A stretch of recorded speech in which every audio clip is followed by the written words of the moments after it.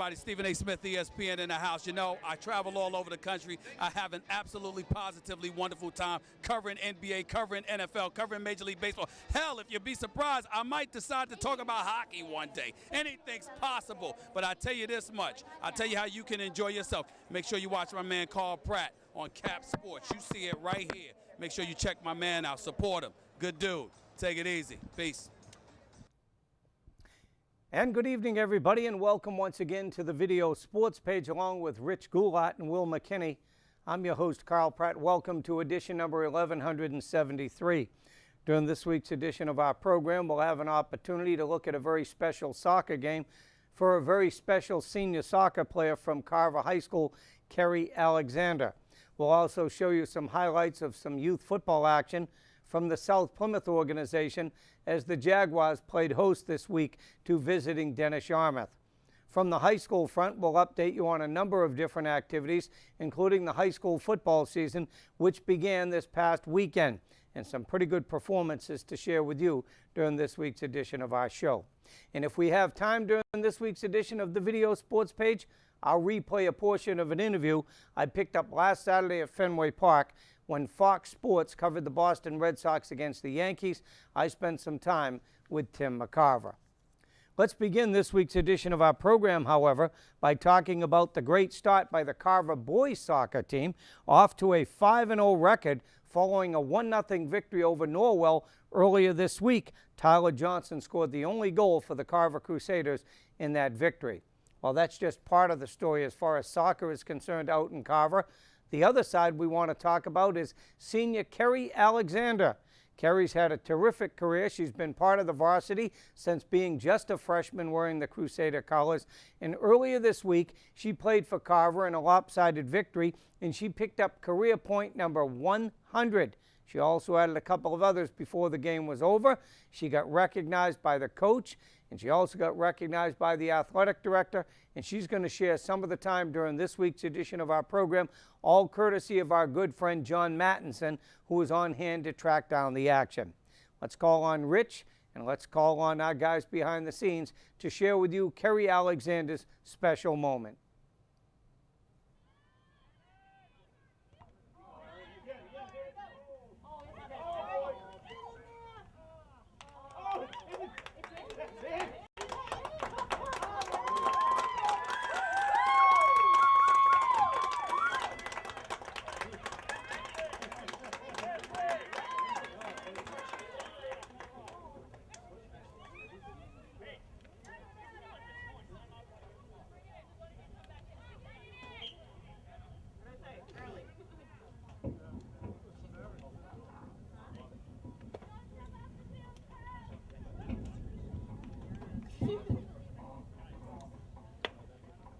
Ladies and gentlemen, Carver's goal, scored by senior number 9, Kerry Alexander.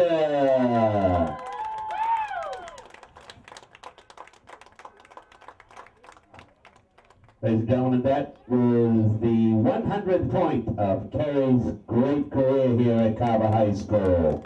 An outstanding player for the Crusaders since her freshman year. 100 points, Kerry Alexander!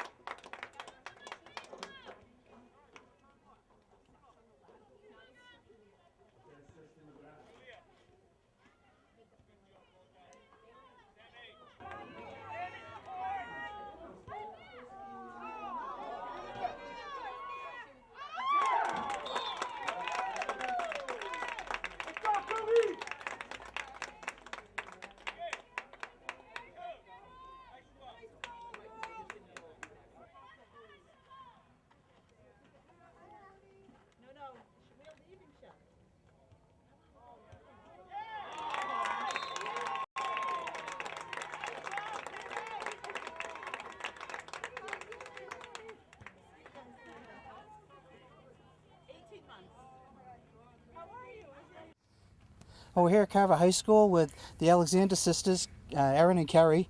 Kerry, you scored your 100th point, 101, 102 tonight. Yeah. So how's it feel to get your monumental feat out of the way here? Oh, it feels great to finally get it over with, and it's a great experience. How's the season going for you guys? We started off a little rough, but I mean, today we obviously came back and gave it to them, so we're getting there. You're graduating this year. Do you have any plans to go on from here? I obviously want to play in college, so that's the next step. Any schools you're looking at in particular? Wingate University. And I heard you're flying down there later this week? Yeah, on Friday. And I also hear you're the #1 recruit. You're pretty modest. So just wanted to congratulate you again on your monumental feat, 100 points. It's quite a feat in high school soccer. And you're watching Cap Sports, and we'll send it back to you, Carl. Well, we want to thank our good friend, John Mattinson, for sharing that footage with us and certainly spending some time with Kerry Alexander, who's had a terrific career for Carver, and certainly it's far from over with the season just in the first quarter of the schedule. Well, speaking of high school soccer, let's talk about the Duxbury Dragons, who came away with an impressive performance earlier this week, 6-1 over Silver Lake. As far as girls soccer is concerned, Emily and Liz Weimer each had 2 goals apiece to help lead Duxbury to that victory. Speaking of high school sports, let's talk about Duxbury's field hockey program. How about a mark of 3-0-1 so far? And they had a 5-0 victory against Middleborough. They had a terrific season a year ago, making it to the sectional finals. Katie and Lily Smith led the way. They each had a goal and an assist in that lopsided victory against Middleborough. And how about the Pembroke Titans? That field hockey team also playing very, very well, not just in the Patriot League, but up and down the schedule, off to a 4-win, no loss, 1-tie start. A great start to the season. They'll be facing Duxbury before the year is over. Pembroke's latest victim, the Hanover Indians. The final count there was 2-1. Well, let's talk about some high school football if we can for a moment. The Plymouth South Panthers, who were in the playoffs a year ago, rolled the terrific efforts of one Dylan Oxen last year. He scored 40 touchdowns, including 5 in the postseason. Well, the Panthers opened up the season last week against Marshfield. All Dylan Oxen did was figure in all 5 touchdowns for the Plymouth South Panthers as they knocked off Marshfield 40-12. Dylan Ante caught a halfback option pass from Dylan Oxen. That covered 59 yards, one of the many beautiful plays for the Plymouth South Panthers. They'll be back in action this Friday, and because of Triple E, that game will start at 4 o'clock on Friday. That game will be at Plymouth South as the Panthers take on visiting Sandwich. And the Carver Crusaders lost a tough one. They have to look back at their season opener, in which the Crusaders were on top 21-0 at halftime, but ended up losing to Norwell 30-21. In that particular game, it was Chris McGrath, had 103 yards rushing for head coach Mike Frecalasi, but unfortunately, things really got stingy in the second half by the Norwell Clippers. They kept Carver in check, and they were able to score 30 unanswered points on their way to the victory. Next on tap for Carver, they'll be in action this week at home against visiting Weston. Well, the Plymouth North Eagles have a record of 2-0 following an impressive victory last weekend at Romano Field. That was a 4 o'clock start as well. The Eagles went up against a talented Dennis Yarmouth team. We have an opportunity to share some of the highlights with you. Let's call on our guys behind the scenes to show you the Eagles against Dennis Yarmouth. Yeah, he's hanging in. He's...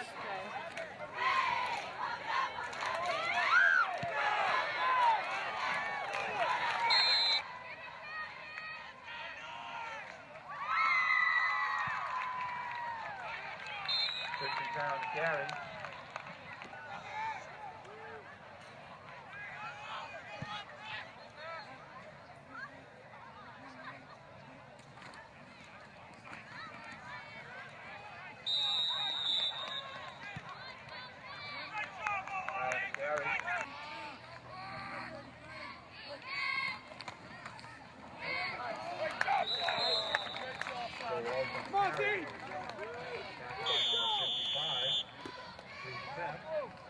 Tell you in 1 second.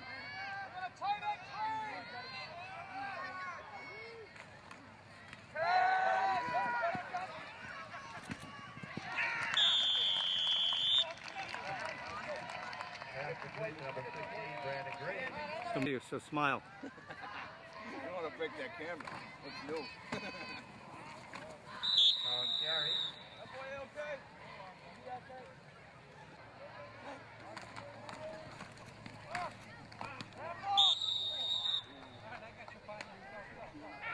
But wow, Andy.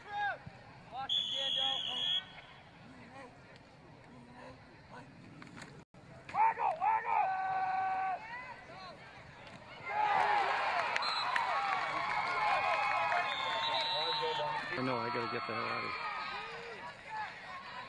well, especially there could be a little cake traffic.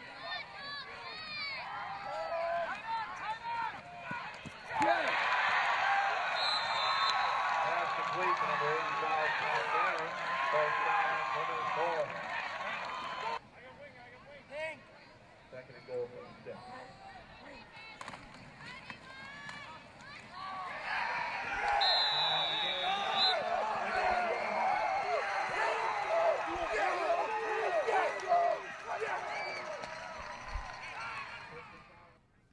So the Plymouth North Eagles with an impressive victory against Dennis Yarmouth. The Eagles will go up against Marshfield this coming week.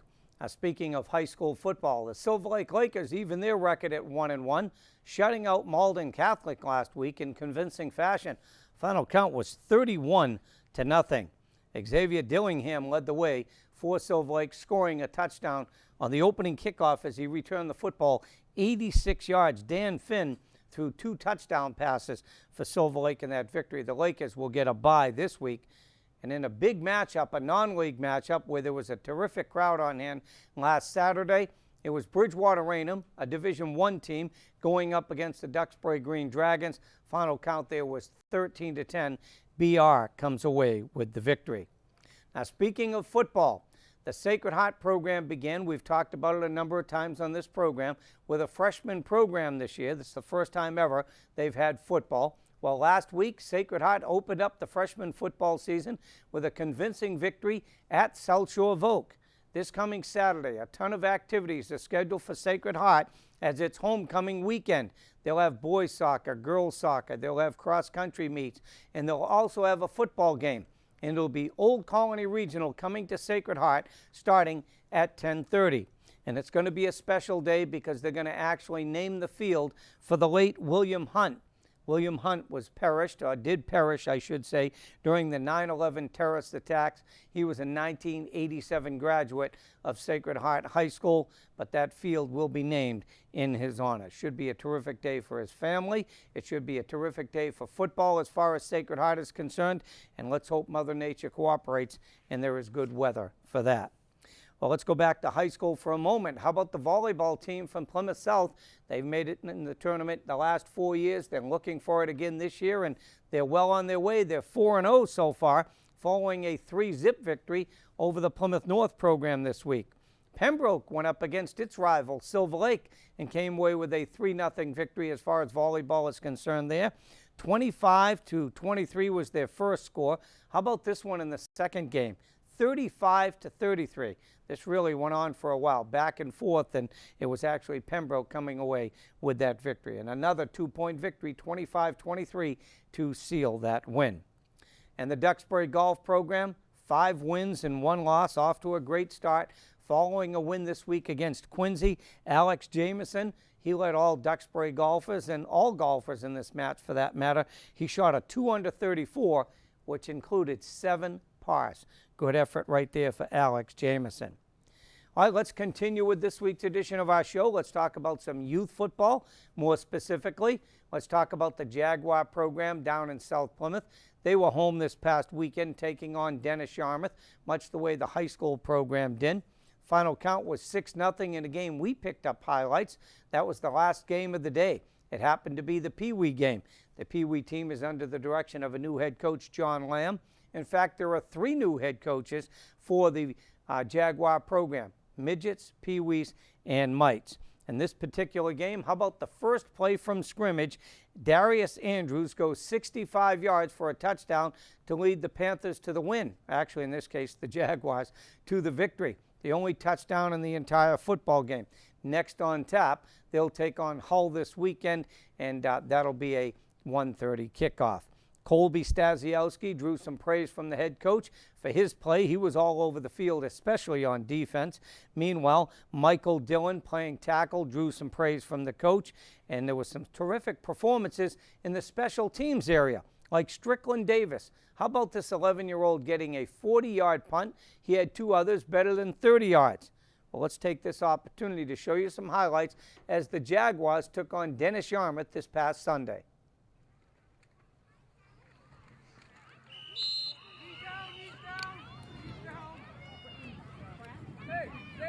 Julian Davis on the run, stopped by number 76, Michael Gurney. Small gain in the play.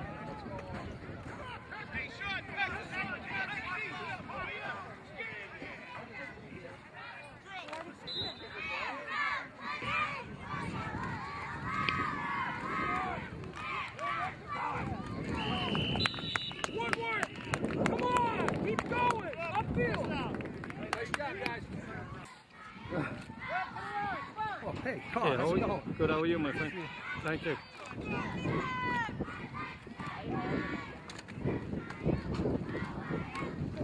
Get out, get out.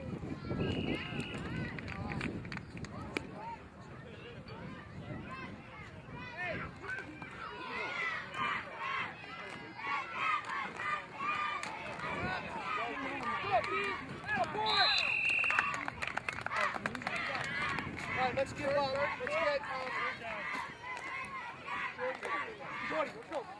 Jordy, Daniel on the run, stopped.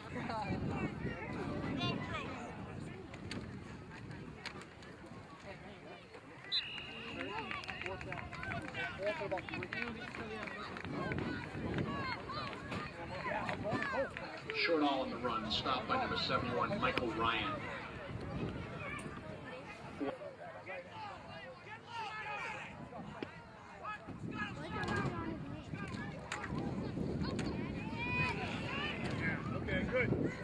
Get his feet that time, I was watching. Nice job! Nice job!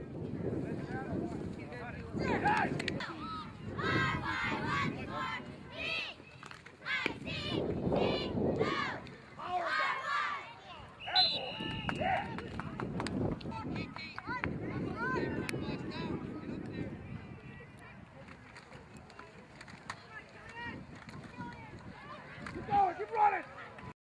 Nice run, Gillian.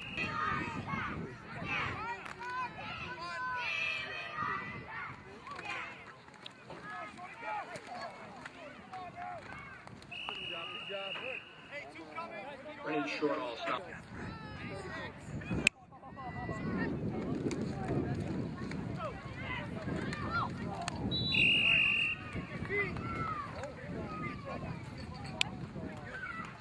Darius Sanders on the carry.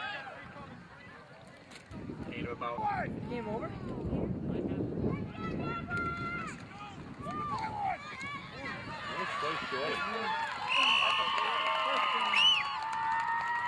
Drop the chain. Drop the chain. Lose a tackle. Number 40. He's a little lazy. He doesn't want to do it. Listen, we're going to go. Let's go. I think that right side's a little weaker than this side. Okay, so let's go over. Cat 66 base. Oh, here we go. And let's pound it. Let's get that in right now. Let's play Jaguar football. You backs keep your legs churning, knees up high, crunching, everything. All right? Let's Woodward, have fun, man. Let's go. Let's get it done, boys. Go on, put it on. Let's go.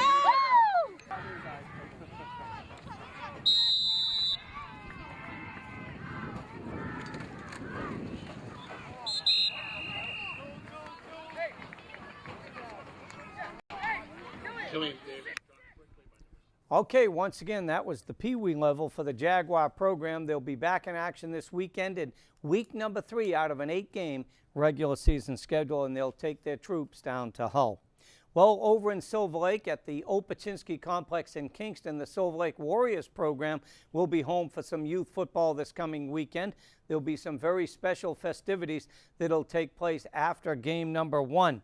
That's when they're going to honor Roger Silver and Lonnie Crudup, two longtime contributors, and long probably isn't the best adjective for what these guys have brought to the table.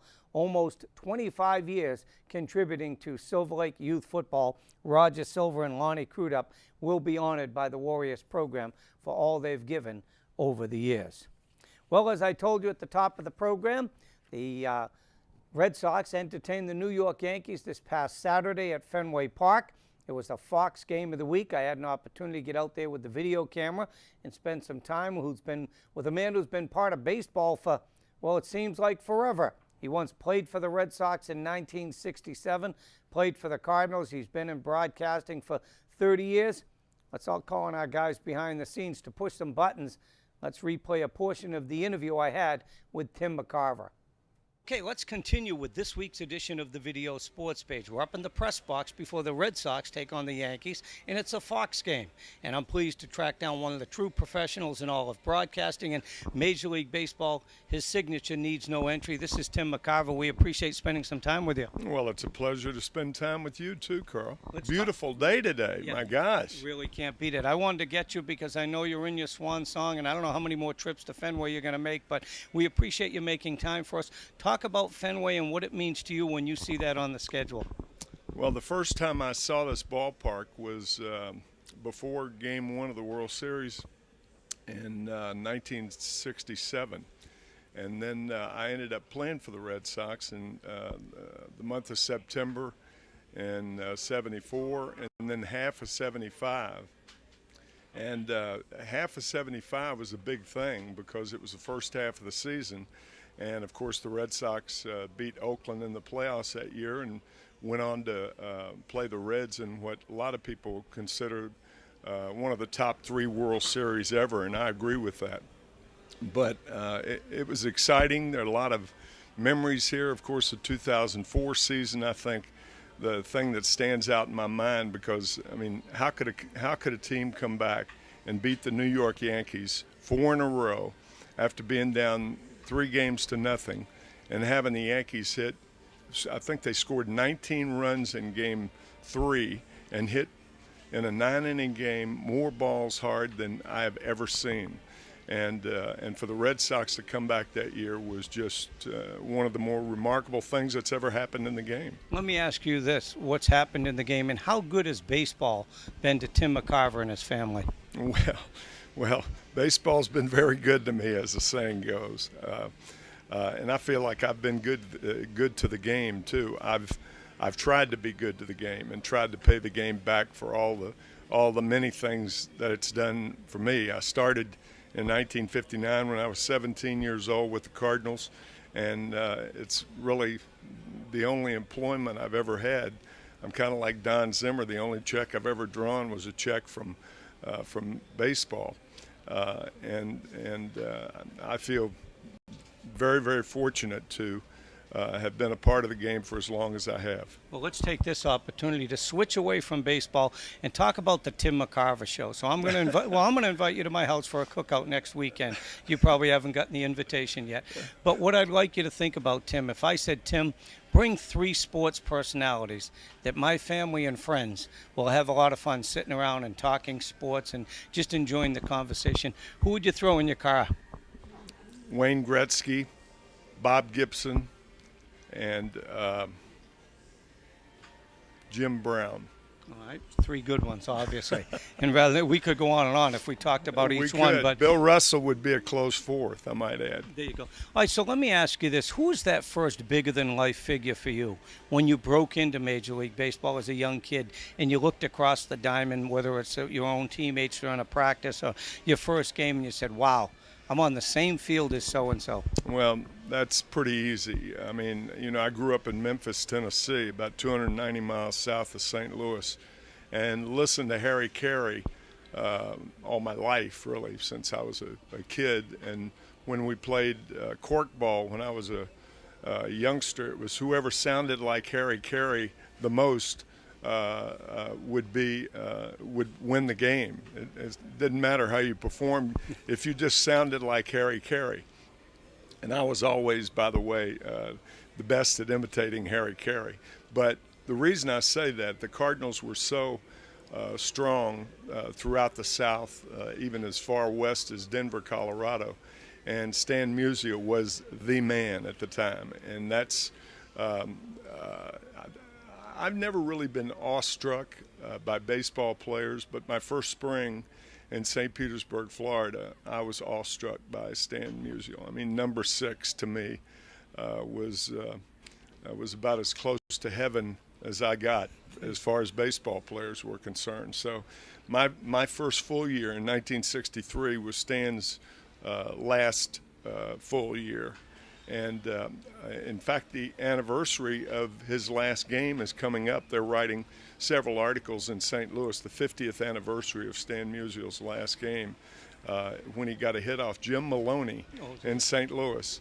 And I remember it, not like it was yesterday, but I remember it very, very well. Well, we certainly have a lot more to share with you as far as spending time with Tim McCarver. We got Tim about 12 o'clock, and the Red Sox didn't start till about 1:30. And he was a gracious host and has some very interesting stories, as you can imagine, when you break into baseball in 1957.